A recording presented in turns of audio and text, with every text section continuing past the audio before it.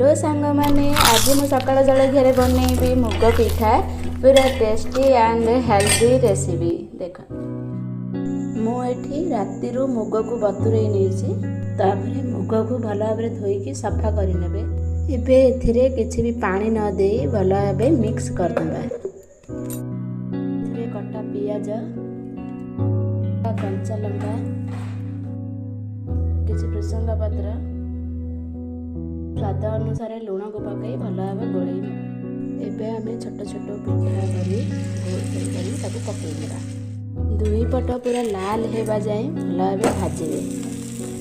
एमती नुआ नुआ वीडियो देखापी मो चैनल को प्लीज लाइक शेयर सब्सक्राइब करें। दिल का दरिया बह ही गया।